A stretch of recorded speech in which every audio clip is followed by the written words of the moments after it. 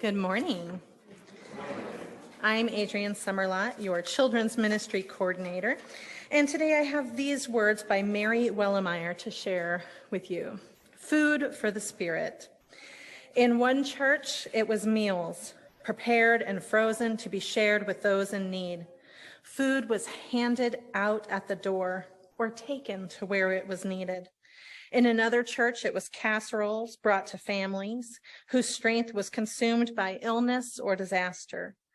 Small gestures, these little hairs on the roots of community, reaching into the soil, drawing the nutrients of the earth.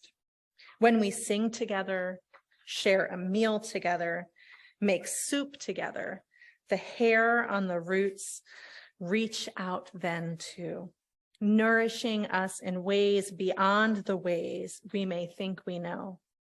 The dark soil is full of nutrients. We feed without knowing.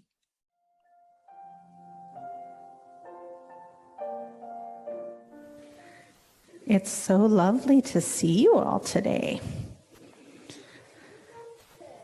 I wonder if someone might want to open our Wonderbox. Come on up, Taryn. Be careful not to, can you step over it? I made an obstacle course this morning. What's inside? Greek. What is it? A basket. What do we use a basket for? To carry things, to gather things. I think that might be in our story today. Thank you. You want to go have a seat? So our story today is a new one. It just came out this year, and I have Lynn and Nora to help me today with our story. And so I encourage you to sit back and enjoy. And if you didn't get an activity packet, there might be some extras out there, and they're not limited to children. So come on up, Lynn and Nora. And I'm going to put the microphone here for when you need it.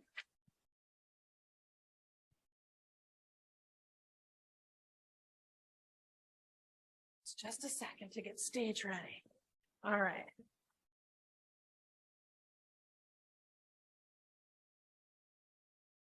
I wonder what this sounds like.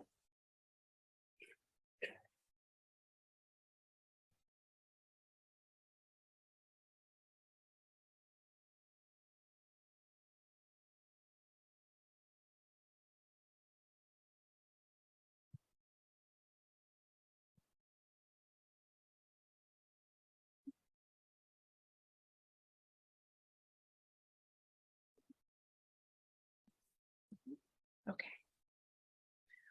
On an island at the edge of a wild sea, Grandma shows me how to live on the land. Together, we pull hemlock branches from the salty ocean, heavy with herring eggs like tiny stars. On the beach, we gather ribbons of slippery seaweed dancing in the tide. By the tumbling icy falls, we dip our nets for silvery salmon hidden beneath the current. And in the forest, we pick berries. And you're going to want the mic.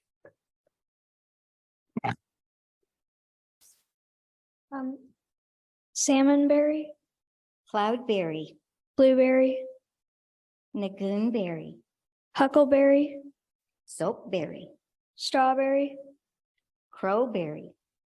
The berries sing to us, glowing like jewels. We sing too, so berry and bear know we are here. We speak to the land. as the land speaks to us. Oh, you need a huckleberry. Go ahead.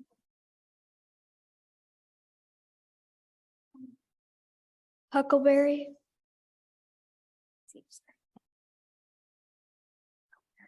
Soapberry, strawberry, Crowberry, thimbleberry, Swampberry, bogberry, Chalkberry.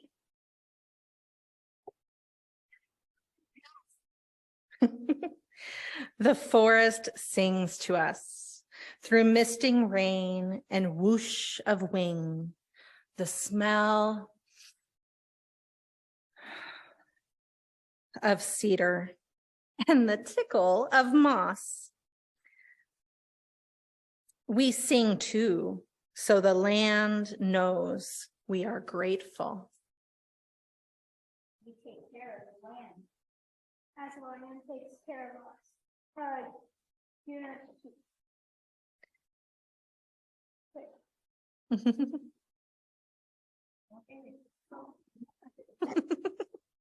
Thimbleberry. Sorry. Bogberry. Ligonberry. Raspberry. Bunch of berry. Cranberry. Our ancestors sing to us, their voices dancing on wind and water.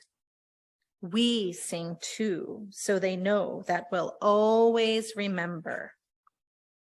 We are part of the land. As the land is part of us. As we sing for the future, so that all will hear and all will know this beautiful berry song.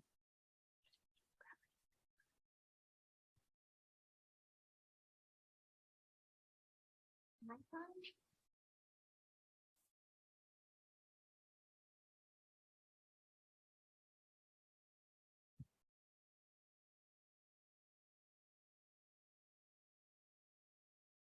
The ocean sings to us, rolling ashore like a beating drum. We sing too, so the tides know we are home.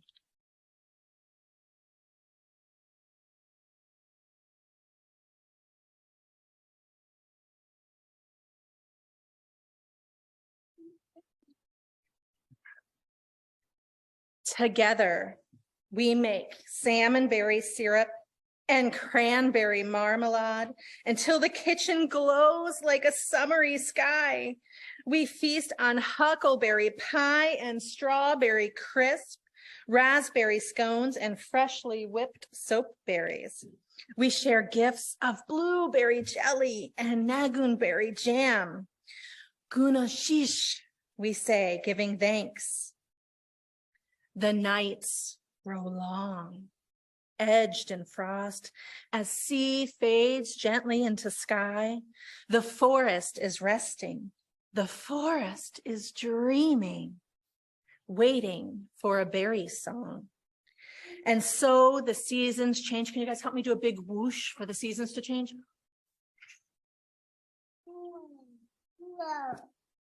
On an island, at the edge of a wide, wild sea, I take my little sister's hand.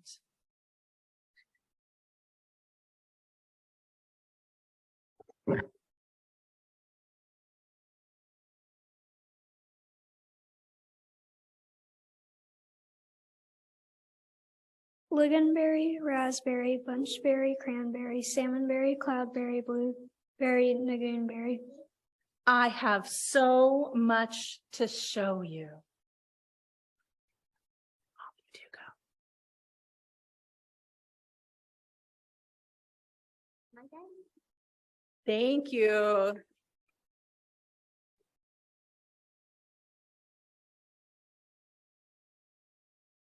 Gunal shish is a way to express gratitude in the Tlingit language, which are peoples of the Pacific Northwest from which this story is shared.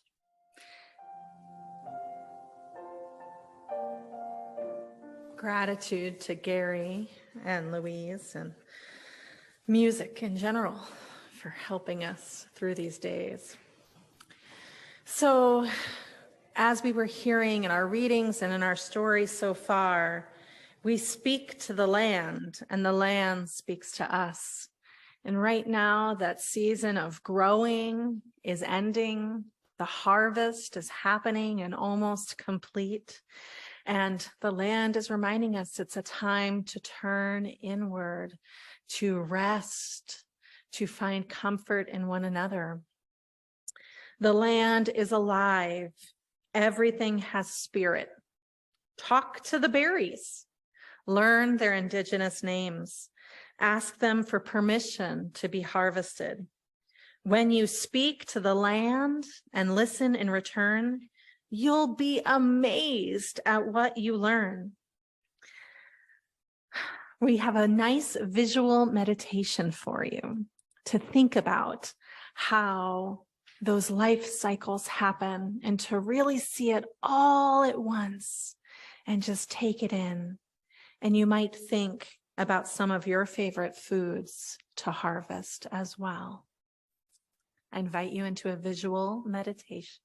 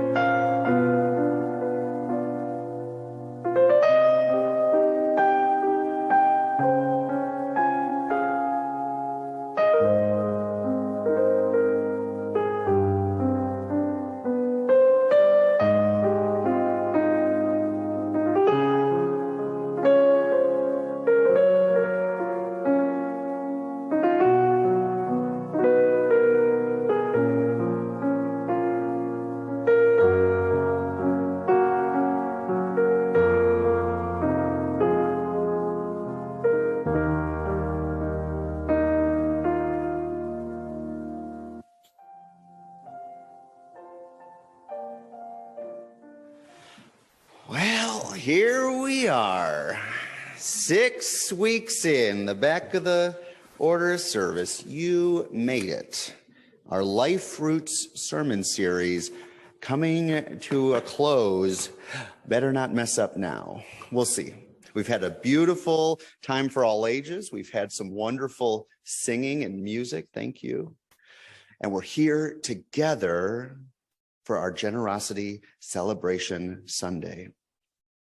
For those who maybe haven't seen it all in the 6 parts of the sermon series, we've been developing a sort of worldview of how change happens and how we're connected to our roots of family, our biological roots, but that's not the only roots we have, of course. We're connected also to spiritual roots or ethical roots or political movement roots or the roots of jazz or the roots of music or the roots of storytelling, as we heard today.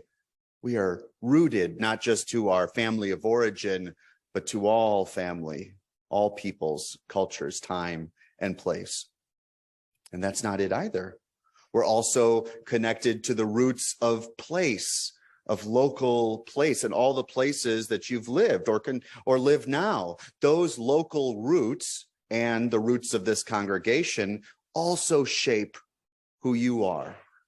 It's not just our biology or our genealogy. It's not just the influences of culture or spirituality or different traditions. It's also where you've been and how you viewed the world from where you've been.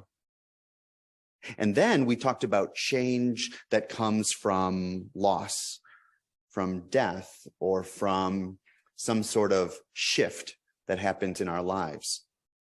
And we recognize that through those shifts, something new is possible, that something must change for something new to emerge. And so despite the grief that comes with change, the hope and the courage to face that change is something we cultivate here. And then what? Well, now we lay down a new garden, a new series of values, a new opportunity to live on this earth with integrity, connected with our values, resisting a countercultural desire for consumption and dominion, domination. We instead say, how do we live in harmony, applying our values of love and justice and equity to all our human and non-human relations?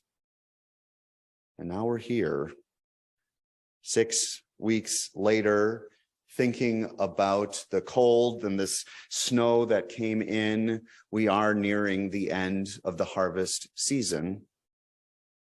But in some ways, that is when the nourishment begins. As cold and barren as the ground might feel this morning, it is all that harvest that we've been doing this fall, preparing for the harvest, that ensures the long winter is filled with nourishment and connection and renewal. The harvest is the inevitable outcome of our hard work as a congregation, of loving one another enough to support and encourage each other to the best of ourselves, to our better selves, to expect better of one another and of the world, of our political leaders, of our local leaders, of your minister, to expect more, to expect better. The harvest that we experience today, most explicitly through a pledge drive, but more intimately through a Sunday service, is one that we all create together. Whether you're the minister, or you're on staff, or you're an active leader in the congregation, or you're just here for the first time, all of us make the harvest possible. And so there's this image of asparagus that came to me a while back, because when I moved into my house a few years ago downtown, they had this beautiful garden beds that now don't look so hot. But one thing I noticed that first summer was this sort of like kind of springy, kind of like leafy thing, and not really leaves, it's just little like almost like shoots, yeah, or something. It's like, what is that? I had one of my more gardening proficient people come over, and they told me it was asparagus. I said, yes, I grew that. They knew I had just moved in, and they knew that that wasn't the case. And so being called out, I felt bad, but they did tell me a little more about asparagus, which, I have a family of horticultures and German farmers, and I'm a little slow to the game. But did you know, of course, most of you will be like, yeah, Nick, that asparagus takes multiple years to mature to when you can actually eat it? People don't even like asparagus, and now you got to wait 3 years to actually eat it. That's kind of some people love asparagus, but it had me thinking about just all the work that we do, and just the times where when we invest in a community, or we invest in ourselves, when we nurture or nourish one another, it's not always that we immediately feel full and nourished, like Thanksgiving coming up. It's more like sometimes seeds are planted, and some of them are will quickly grow into maturing plants, maturing fruit like cherries or cherry tomatoes, excuse me. But some will take a lot longer. And there's beauty in that patience. There's beauty in that recognition that not all things take one season to grow. And that's what's great about this congregation, is that we do think about things that will grow season over season, season after season, sort of a very intentional garden of expectation. but then also that there are things that we know take time, that we've been building for years, for decades in this life of the congregation here. And that's what I think is so beautiful about our upcoming sabbatical, is that the themes of roots and nourishment and nurturing the community we want to become in this decade to come, we'll have the time to do that. We'll have the time to really slow down and engage with one another as lay leaders, so that when I come back from sabbatical, we're able to really begin again in love and experience the new season of seed planting and thinking about what's next. And of course, all this beautiful imagery around berries and nature and beautiful generational relationships between that we experience today with Lynn and Nora and Ava. Those are critical and not separate from what we do here. Don't be confused by story as being all just sort of pretend. There's something really true and powerful about what we experience today, both about that cultural and Native American expression of wisdom, but also about how that relates to what we do here, passing generation after generation, the wisdom from our elders to our children, and also, I bet, a little bit from our children to our elders. When we engage intentionally with the earth or a community, beautiful things can happen. And so this morning, one of the things we're going to do to practice that is we're going to have a little, what's that called?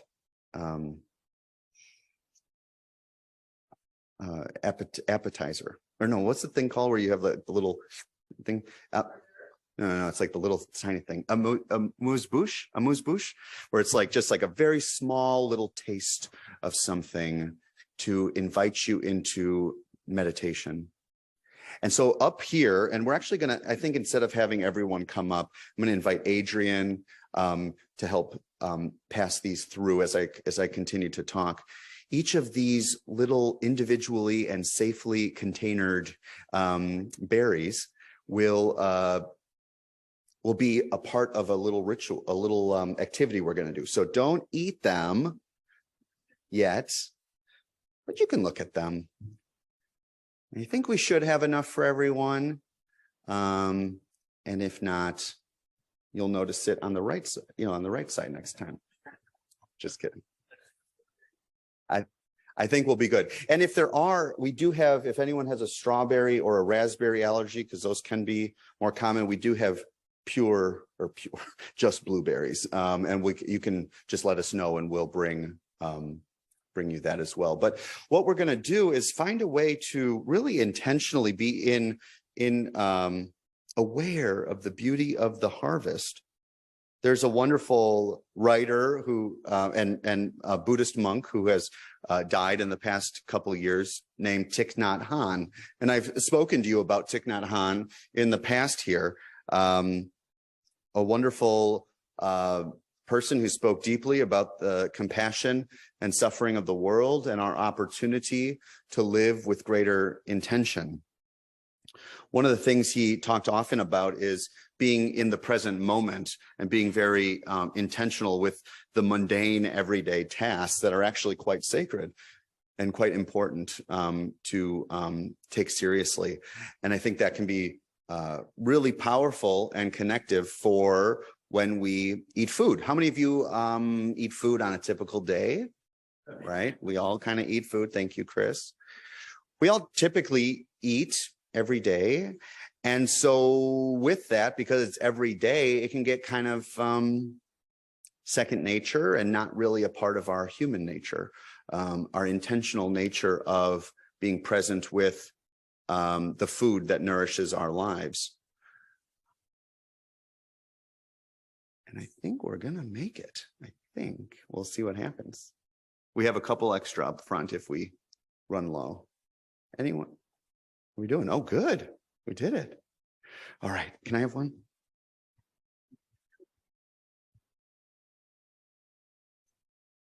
All right, so you can open up your container. Don't eat it yet. I know it's tempting.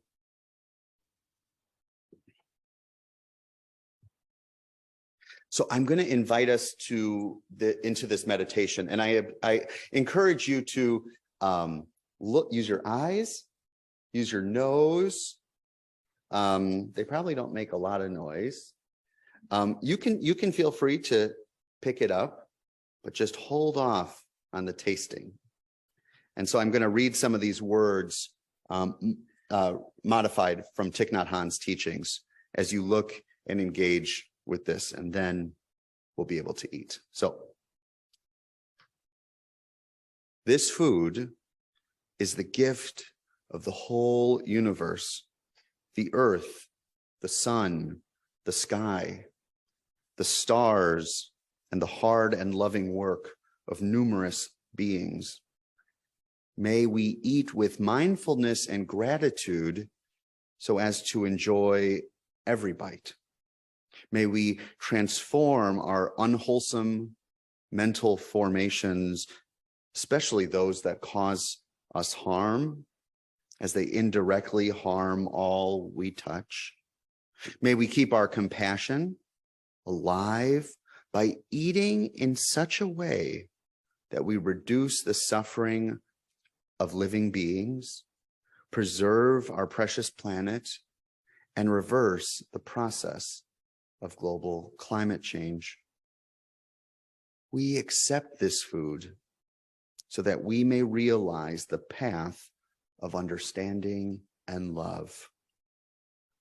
We accept this food so that we may realize the path of understanding and love. Okay.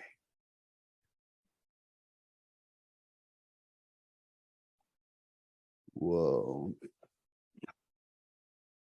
That is good.